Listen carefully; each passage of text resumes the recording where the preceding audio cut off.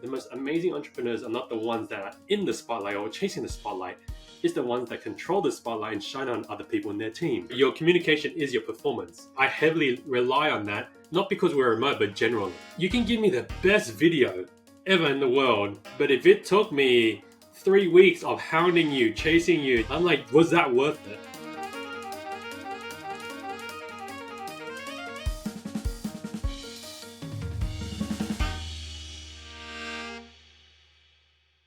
Hey, everybody. Welcome to the Relentless Pursuit of Winning podcast. My name is Rick Meekins. I'm the managing partner at Epiphany Business Consulting, and I'm going to be your host today. In the studio, we have Richard Phu. He is the man, I tell you. Been chasing this guy all over the world to try to get him on the show. No pressure, brother. It always is, right? Richard is a COO, a man after my own heart, that helps people get the most value out of their virtual staff. Richard, you want to go a little deeper into that?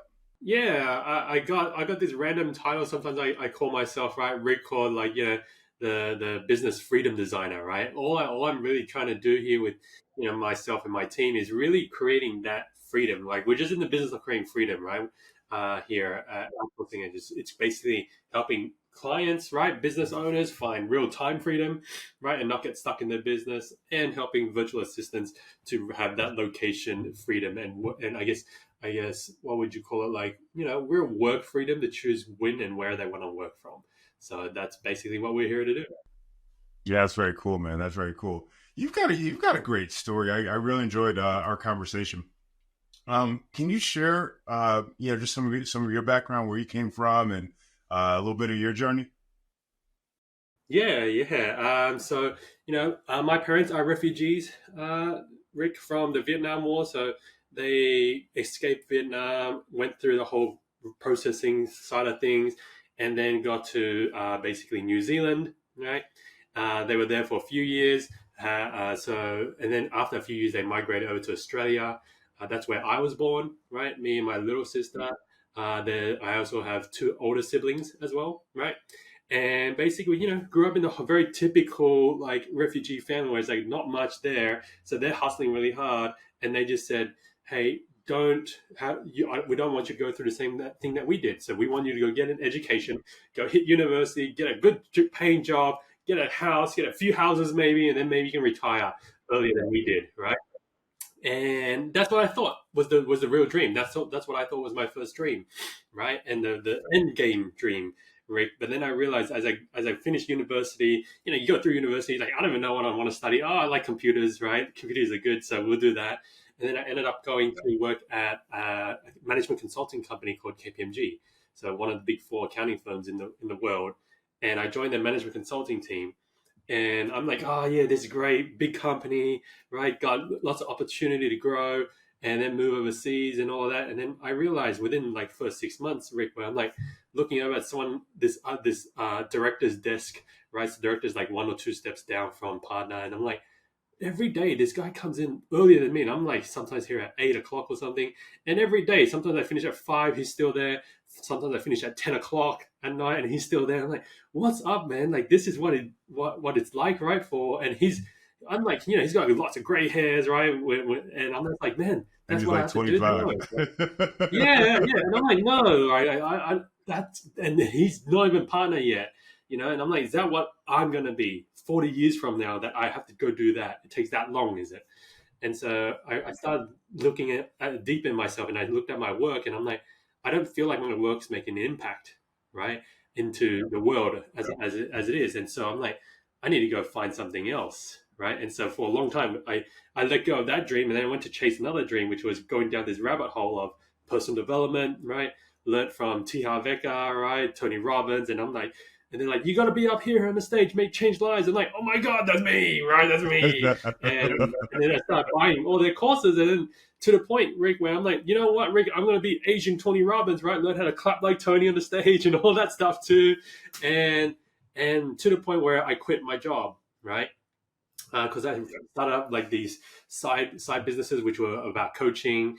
And then I just went all in on this Asian Tony Robbins thing, so much that I left Sydney to go to Singapore, right? and and I have no family connections, nothing there. So I just only have like a few mentors that I knew that back there. They're like, "Come over to Singapore, Richard," and I was like, "Look, it makes sense because all my network here is just my my friends and coworkers who I grew up with like through university and work, and I didn't know many entrepreneurs, and so I'm like, let's change up the environment, let's go there and chase his dream." And what I realized, Rick, was Asia wasn't ready for Asian Tony Robbins yet, right? But in that whole process, I discovered more of myself, Rick, where just like you, man, I ran my own podcast and I interviewed this one guy called Dan Priestley. And I asked him, Dan, he wrote, Key Person of Influence, created the Dent program. And I'm like, what makes an amazing entrepreneur? And his next response changed the course of my direction, right? And he goes, Richard, the most amazing entrepreneurs are not the ones that are in the spotlight or chasing the spotlight. It's the ones that control the spotlight and shine on other people in their team. And then I'm like, holy crap, Rick, that's me. That's me. Like literally on the podcast show, I'm like, whoa, like that. And I'm trying to like contain it, right? That's where I started exploring. I'm like, what if I'm not the founder anymore? What if I'm trying to be number two, number 38, right? And that's how I started running a few other businesses with other people. Eventually got myself to Outsourcing Angel because I was tired of running other businesses and trying to still, even if you're the co-founder, it's still you're a founder, right? And it's super stressful. And I couldn't handle that stress. And that's what I did. I left that to then join Outsourcing Angel and Lynn over here in this company and basically work myself from operations manager to basically, COO or second in charge and really redesign the business over those 5 years to help her experience more of that real freedom that every business owner wants. And so that's in a long way, man. Sorry, man, it took so long. The background, right, of how I got to where I'm at. All good, man. All good. One of the things that popped out to me when we talked last was you talked about living somebody else's dreams, and how did that impact you? And like when you realized that, obviously you had a change in direction. But I mean, talk more about that if you don't mind. It happened to me probably like, let's say this. I think it's like 2 to 3 times, right, Rick, where I subscribed to someone else's dreams, thinking that they were my own. So, if I go through that story again, like the first time was, hey, getting a corporate job, right? Realizing then that's not what I like and I can't operate like that. Yeah. Then the second one was the whole personal development, be a founder, run your own business type of stuff, right? And be a coach and be in the light in the spotlight. And that was a real big change for me because first I got it's when I went through that first change, all right, leaving my job, many people do that, right? And then it's the real part that was really difficult was probably realizing I'm not built to be an entrepreneur, the typical entrepreneur, and that was extremely hard for me to let go because I'm like, I just let go of the corporate dream. I now try this other dream. I failed in that second dream, and it's like, how do I come back, right, to that? How do I come back from that? And so when I was in that transition, when I quit like my other businesses, and I was like, it got to a point, Rick, where I'm like, do I just go back to that first dream again and just suck it up and just see like maybe this is the sucky dream I just have to live, right? And I'll tell you, Rick, like I'm sure other people understand this, is like when you're looking for a job, if it takes you, I think it probably took me like 2 months maybe, right? Until I landed with Outsourcing Angel. But in that period, I'm like distressed, I'm uncertain, I'm unsure what's happening. And I've thought about going back to, doing those types of jobs, the corporate jobs. But a part of me kept telling me, no, that's not what I really want. I would probably quit within 2 years, right? Because it's just not where I want to be. And so for me, it was a lot of self identifying and understanding who I am and the value I brought as well, right? Because, like, it's so funny. The job that I have here, I remember when I first reached out to Lynn because we did some work before. She didn't have money to hire me, Rick, right? But she knew I was really good and my experience, and she set it up so where at the start, because like every entrepreneur, you're trying to like work out how can I get someone in, but I can't afford them. So she's like, "How about this, Richard? How about you just do like part time, and then we can try and work out something else." And I'm like, in that moment, I was like, I want to work with her because back then there was remote work was unheard of, right? And I remember I said to Lynn, look, this is my price. I'm only going to take full time or nothing, right? Otherwise, I'm going to go work somewhere else, right? And I remember her face, she was like, ooh, right? Because then at that point, it's probably like the most expensive hire she's brought on, right? There. And then she's just like, okay, let me think about that. And I'm just like, okay, cool. And I walked away. I was like, oh man, that was pretty bad, right? Like to just be like, I just had no time to negotiate. I just like, I'm gonna go to another interview now, right? So like, it's either this or nothing, right?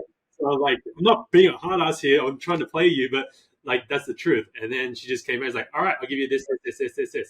And I wasn't even ready for that, right? And so, I think that was the hardest part for me, Rick, to let that go. It wasn't hard for me to swallow and be like, look, I'm just going to go back from being business owner to employee because I just acknowledged for myself I'm better at being that scaler than being the creator kind of thing. Yeah. So, Yeah. What kind of skills or what kind of experience do you bring from being a creator into your current role?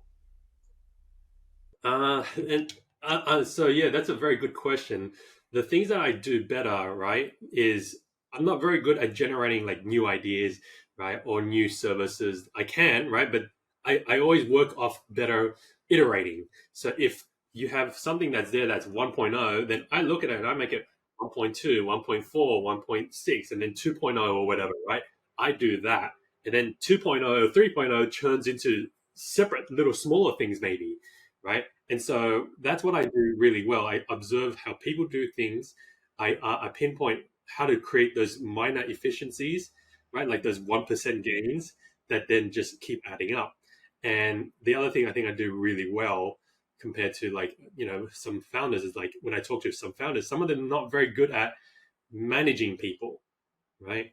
And I guess elevating them or empowering them is what we the common term is.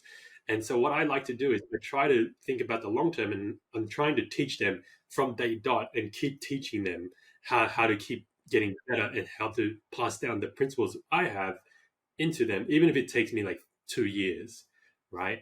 Like, most other entrepreneurs don't, they want to do that, but they just don't have the patience to, right? And so that's where I do really well. Is like I I know that to scale, we focus on three pillars. We focus on technology, process, and people, right? And most people are going for technology because it's super popular now, right? Processes, your SOPs, you do that, and then what's neglected a lot of the time is developing people because that is a unknown variable, meaning people are always different, right? Even if you get the same person for the same role, right? It's always different, and so I heavily invest a lot of my time in that because at the end of the day, even technology gets better and better, it's not going to get to a point where it will replace the CEO, right? It may, but we're talking a very long time away, probably. It's interesting as an entrepreneur. I mean, I can certainly get a lot of what you're talking about. I'm sure our listeners can as well. And it's the idea that outsourcing angel helps give business owners freedom is very attractive. You know what I mean? Because it's like you start the business, you're running the business, and you're doing everything. It's like even if you hire certain people, your admin person or whatever it is. I mean, it's still, I mean, the ball stops with you. But it sounds as though what you put together is really bridge, a lifeline, a solution. I mean, but how does that become? Sometimes when you hire people, we talked about the idea, or you mentioned the idea that a lot of times entrepreneurs, they're like they don't have the time to develop their people.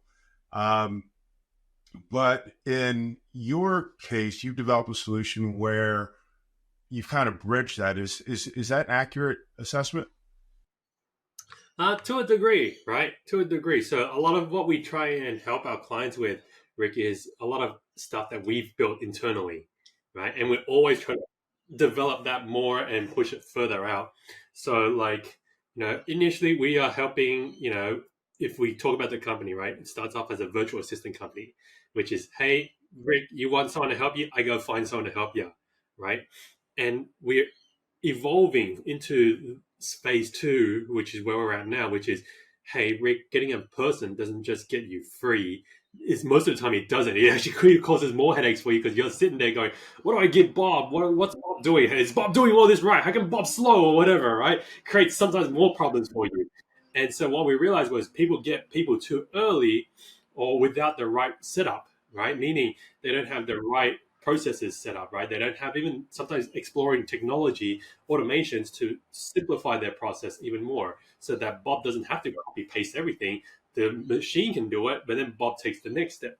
And so that's what we have at the moment, which is our systemize and scale up, right? Which is version 2. And then version 3, right, is that next level here, which is where we're going deeper, and that's where we're reviewing, and we're actually about to test out. Rick, you're catching us at a good time. I call it testing because it's newer, but we're evolving SNS or systemize and scale up program to go beyond just, hey, we're just going to build you processes and streamline things. We're actually going to come in and be almost like that fractional COO, right? Or management consultant that will come in and not just look at how you do things, we'll streamline it, we'll automate some of those things, but we want to come in and work with you, Rick, and be like, hey, Rick, your team, your virtual assistant, maybe you get with us, right? It's like, why are you only getting them to do this, right? We see opportunity here. We see this, right? We can build this or get them to get across in this. Or even with your existing teams, like, hey, Rick, your existing team, they're just coming in, they're just clocking in, right? You're missing a lot of other pieces in this puzzle of like you're not setting a very clear vision for your business so that people want to opt in to the business aside from just opting in just to get a paycheck. That's just level one, right? Next is like, hey, how do we get them to buy into the business? How do we get them to actually start thinking for the business? And that's where we've done this internally here, where first person that would actually do something beyond Lynn was me, right? And if you ask me how did you get that happening, Richard, it's like because I saw the vision that Lynn was trying to lay out, but it wasn't very clear. So entrepreneurs are not always they're kind of like visionary but fluffy, right? It's like we're just gonna Fluffy. hit the moon, right? And I go, why do we go into the moon? They're like, because it sounds cool, right? And I'm like, no one's gonna get excited by something that sounds cool, right? And so we worked a Right. lot. I pushed a lot of my own vision, which was, for example, in OA or Outsourcing Angel, it was, hey, we just want to make this experience here. Initially, when I first came in, it was, what if we could be the Mercedes Benz of virtual assistant companies, right? Meaning, it's not just we just chuck you someone real quickly, but it's like we take care of you, right, Rick? We want to look after you that way. And then that's evolved now into like, hey, how do I help business owners actually achieve that goal when they come to us, which is they want to get more time, right, back. And it's not just about the virtual assistant. Now that's why we're applying other things. And so that's what we're experimenting into next, right? Is to then go further into, I don't want to call it coaching, right? But it's kind of like guiding the entrepreneurs to go from let's say a team, a person or one person in their team to 5 to then 10 to then 20 to then 30 or 100, right? It's helping them go through those steps, getting it ready by building like job scorecards, right? Or to figure out, meeting rhythms and stuff like that, because they just don't have those things in place. And that's what we're working on here right now next with a few of our clients. How did you learn that confidence to just like turn this stuff over to you? I mean, like you said, she's got that big fluffy dream, and you're just like, okay, here's how you activate it, and how did that happen? That's a very good question, Rick, because a lot of it was just I just pushed my thing, right? And we did butt heads, right? Because she was like, "Well, I want to do this," and I go, "Why are we doing this? There's no data to support it. I need data." And she's like, "No, it feels right." And I'm like, "What's Those are that mean?" dangerous Right? words, dude. Yeah, right. You know how it is. It's like I feel in my gut. I'm like, "That's great," but you're gonna bet your gut on like the whole company. Like that's way risky, right? When you have like 20 people working for you and that's their livelihood. And so a lot of it took us time to work through to build that trust between myself and Lynn, the owner there, because like we if she the challenge is at the start the owner doesn't understand if that person they brought in really has the same intent as them, right? Because what's the owner's intent? The owner's intent is, I want this business to grow and keep going as much as I can and to eventually get free, right? But we don't know if you hire someone that are they really trying to help me to get there, or are they just here to just get money, right? And and does that mean like, or are they trying to take over, right? Kind of thing. And so every time Lynn tried to push something, I would always, raise up the counterpoint. And I'm not raising it up because I want to, but because I care about the company. And so, for that to happen, I have to show her that I care. And then Rick, you're probably going, how do you show her that you cared, right? And it's just like through the decisions that she would make or wants to make, I would play not devil's advocate for the sake of it, but it's like, hey, this doesn't make sense to me. And so all I'm doing is I play what I call the dumb card, right? Rick, is every time there's something I don't agree with or someone did something wrong, and I'm like, that is totally wrong, but I try to reserve myself back in my judgments, and I go, I'm just dumb. Maybe I'm just dumb and I don't see what they see. So I go, hey, help me understand, how does this make sense? And it's working through those logics, right? With Lynn at that time, because she's not that most logical type of person, because a lot of feeling is involved. And so I go like, I don't mind it, but I'm not saying no, or I'm not trying to put you to say no. It's, I think we can do it in a smaller way or in a faster way, right? For us to test to see if it works.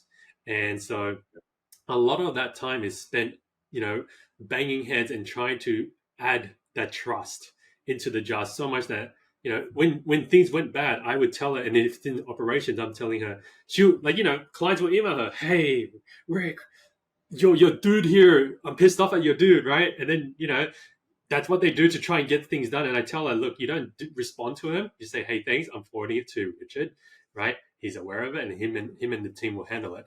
And I tell that to her so that she then can see, and I map out the plan. This is what we're doing with this client. Even though they're angry at us, we're going to do this, this, this, and this is the situation. You're all right with that, right? I'm not asking for permission, right? It's just letting her know, this is what we're going to do. Is this sounds good to you? And she'll be like, okay, right? And it's building that trust over time to be like, I'm not being one lazy. That's the biggest fear, right? Is you hire someone that they're lazy, they're doing the easy thing, right? And that I pushed a lot about doing the right thing for the client, and that isn't very aligned with her value, one of her values, right? Which is, we got to make sure we take care of our clients to a degree. And so, yeah, it's a lot of that, Rick, was to push back a bit, which I think some people are afraid to do, because they're like, oh, whatever, you're the owner, whatever, I don't care, right? Don't care. But you got to pick your battles too, right? I can't fight on everything, and that's something that you just learn, in your relationship, of what matters to her, what matters to me, and then figuring out when we should stand or not. So when she hired you, when she brought you in, did she know that she needed an ops person, or was it, No, you can tell from my smile, Rick, right? You can tell from my smile. You know the answer, right? It's like she didn't have any role for me, right, okay. Rick, at all. But we did some work before where we tried to do some joint venture stuff where she's like, Richard, I'm selling, like, some people want to do this podcast service thing. You run your own podcast. You want to make some money? I'm like, sure, man, whatever. It's not hard, right? I can do it. And I managed it. And then I kept her. And the biggest thing, I think, right, Rick, was, I kept her in the loop about that a lot. And I'll come back to that. And, ties into this line that we use here internally called your communication is your performance, right? And we'll come back to that. But, in answering your question, I'm like, yeah, she did not have a role in mind. She did not know there was no job description. When I reached out to her, I said, hey, Lynn, I'm leaving my businesses here. Is there anything that you need me help with? Because, I'd love to work with you, right? And I think what you got in place and what you do is really what I want to help out with. And then she looked at it and she's like, oh man, I need this guy somehow, right?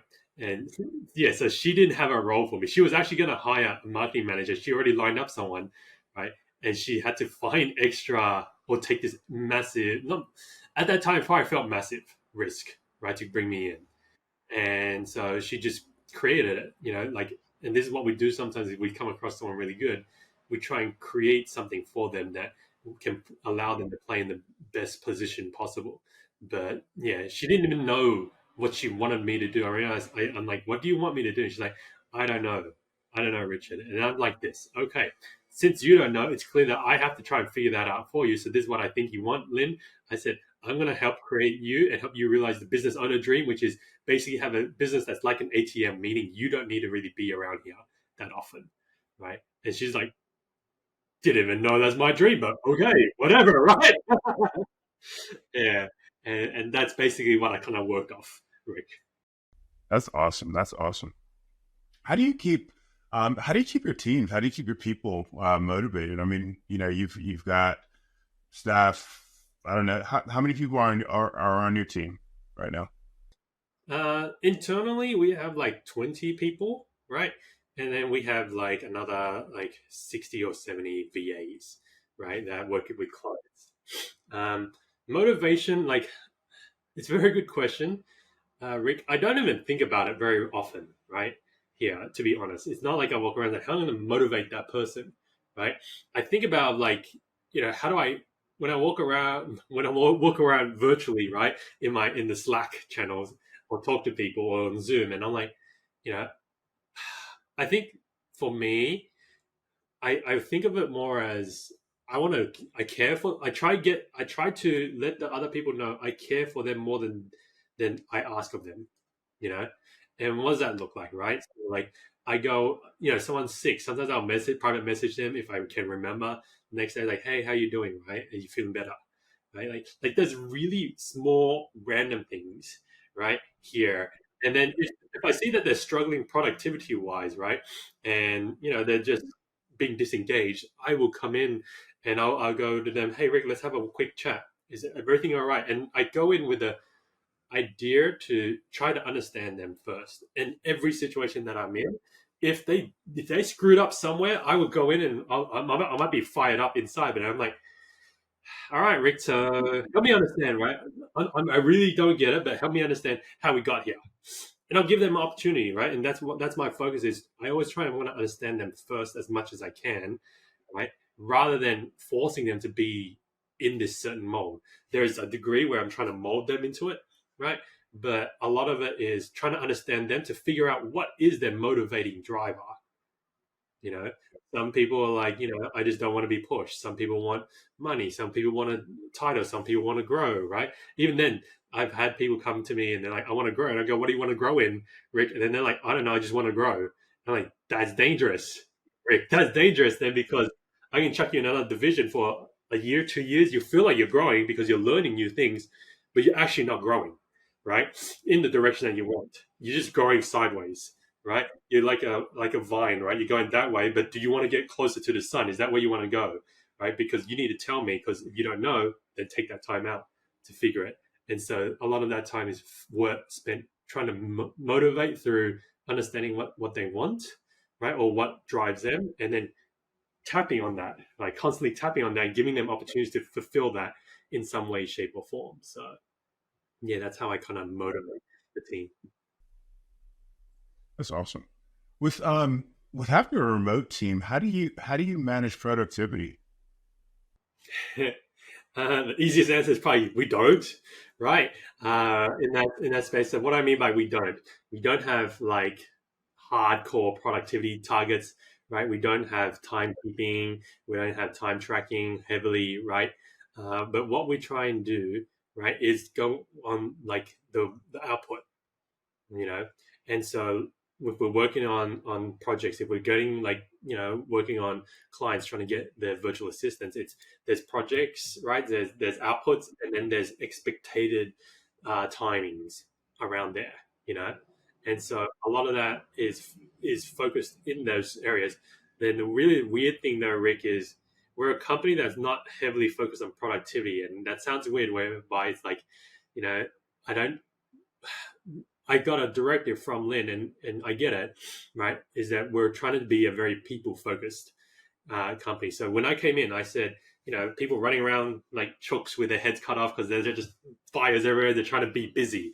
And I came in and I said, I want to reduce that. I want to eliminate that.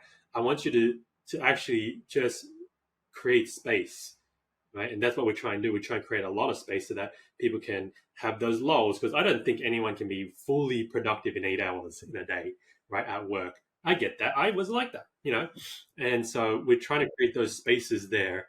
And one that's mainly to help with mental health, well-being, right, and balance and all of that stuff too. But of course, that ebbs and flows, right, in peak seasons if it's crazy.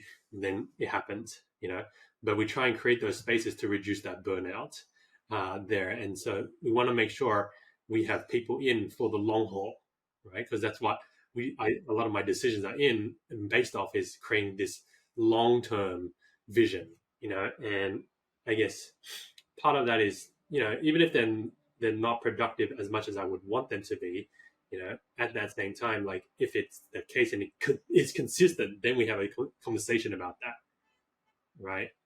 There. But yeah, managing the productivity in a remote team, we have weekly huddles, daily huddles sometimes, right?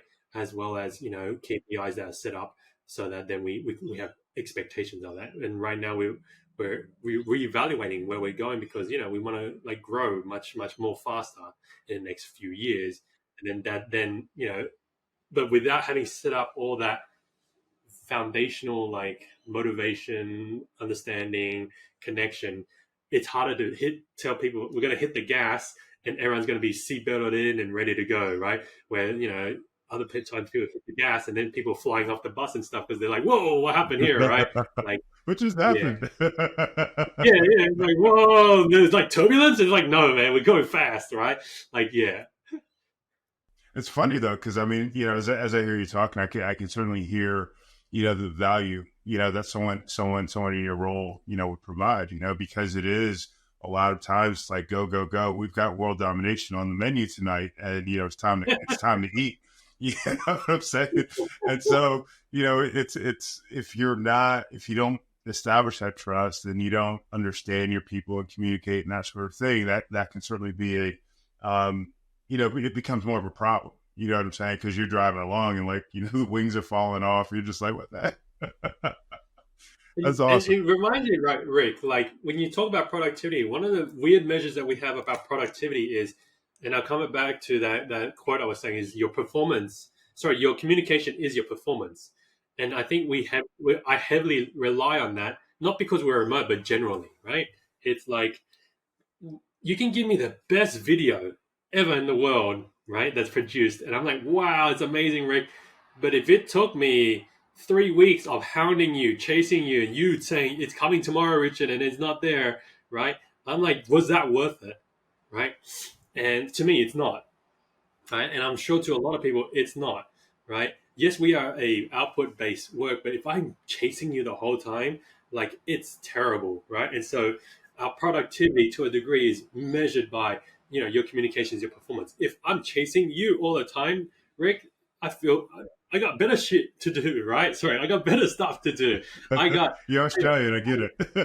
Yeah, sorry, man, I love it, right? And I was like, why, man? Like, I don't pay to you to sit here and for me to then sit behind you and be like, did you do it, man? Did you do it, man? Hey, what's going on? No one likes to be a micromanager. Micromanaging only comes because I don't trust you, right, to do your job. But I want to trust them to do their job. But part of that trust comes as, hey, you need to continually inform, right, how you're progressing. So I know or get a feeling that progress is happening, and that, especially in our remote culture here, is huge. Is a lot of people struggle because then, nothing's worse than me asking you and then you, Rick, taking hours to respond. Yeah, we have done that heavily. We're like, how come dude, aren't you meant to be on working? So how come it's taking you like 4 hours to respond back to a message almost every day, right? Like, are you sleeping or something? Like, that's where it gets weird here for us. And so that's why we have this push for, like, communication is your performance, because you can give me an okay video and I'll be much more happier with that, right? Because I can work with that versus teaching you how to communicate better. Yeah. That's awesome. Yeah, I've seen the communication laws. I'm just like, all right, have a conversation. Yeah. Right. One of the interesting things, one of those employee dynamics that I think, I know I've dealt with, and I'm sure other people have, is that, setting those standards, whether it's the quality standard or the show up standard or, whatever that is, and really enforcing it, while not losing the trust factor. You know what I'm saying? Because, sometimes, you redirect someone, in a certain way, they take it personally, they're afraid, whatever it is. How do you manage that? How do you manage to, maintain those standards without losing the trust, without lowering morale? Very great question, Rick. And I think about this, right? It's the thing that we try and do to make sure that that doesn't get affected is if I tell you something, if I'm redirecting you, if I'm, shutting down your idea, I always try and go into explain the why, right? The principle behind why we do it like this, or why I have to shut down your idea, or why we need to tweak your idea to be this. It's and I tie this back to like my KPMG days. That same director, I remember I looked at, right, and I remember he asked me to help him on something, and he actually took the time out to go, "Hey, Richard, the reason why you're helping out on this report here is because I need your help to do this, and this is going to help me do da da da da." So he drew up the bigger picture for me. I remember, I still remember very vividly. I went home and I talked to my dad, and he's like, "How's work?" And I was like, "Oh, Dad, this thing happened, right?" And he told me, and I thought that was really good. And that's what I try to carry through here is when I'm trying to give feedback, when I'm trying to decide something, and then people might not understand it, I'm always trying to add in this is why, or working through how I make that decision. It takes more time for me to do that, right? But the whole idea is, nothing's worse than when your boss says, remove this from this deck here, and you're like, why, right? And then they're like, because I told you, Rick. And I'm like, okay, whatever, right? Like, yeah, I get it. You don't have time to explain all the time, but you know, for me, I'm very big on people, and I get it because I've been there, and I keep replaying that in my own head. Of if I do that, they don't get it, then they're just gonna not even ask next time. They're not even gonna try and do it and apply because if there's no particular purpose or reason for what you're doing, it makes it hard, and that's where disengagement kind of comes in from, you know, or part of it anyway. So that's why I always, as best as I can, explain the reasoning behind it, so that then they can try and understand, and look, does that work all the time? No, because some people just don't care because they're just here like, why are you wasting my time? Just tell me you didn't want that. And like, I'm telling you that because of this, and that's because we're targeting a very specific type of person who wants to learn and develop himself, here. But not everyone does, and sometimes we make hiring mistakes where they say they do, and then they do it for 3 months, and then they turn off,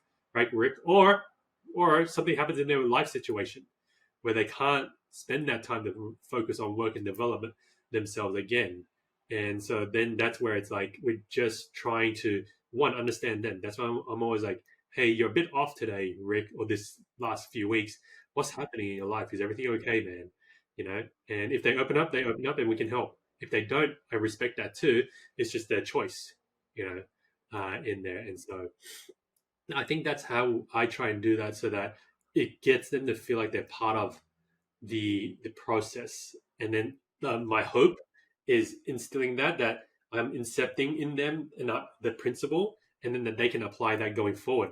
And I love it when they're like, but hey, Richard, last time we did this, right? How come you're doing this something differently?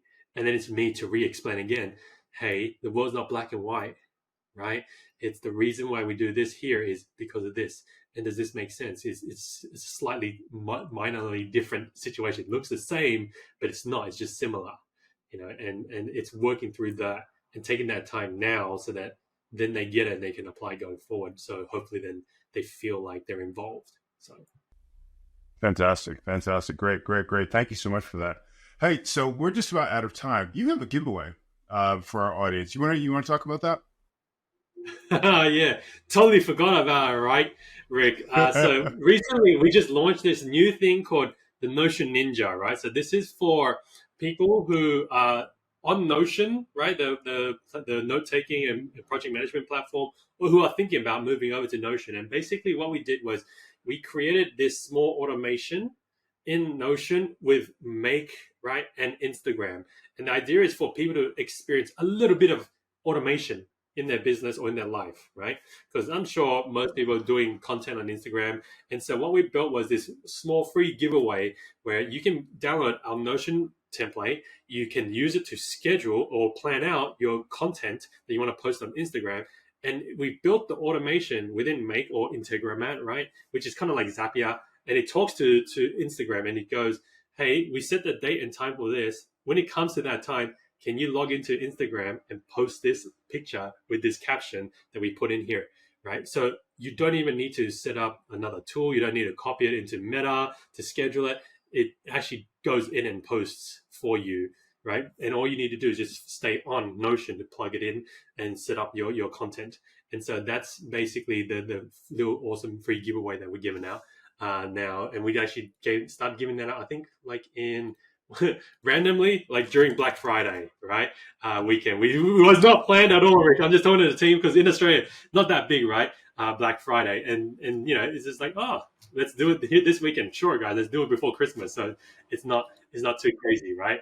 And so that's what we did, so that people can experience a little bit of automation in their life, and then go, wow, I can do that. What else can I do? We want to open up those doors for people to really experience more freedom, so that they don't have to copy things from Notion over into Meta or use another tool that way. So Awesome, Richard. Thank you so much. I really enjoyed our conversation.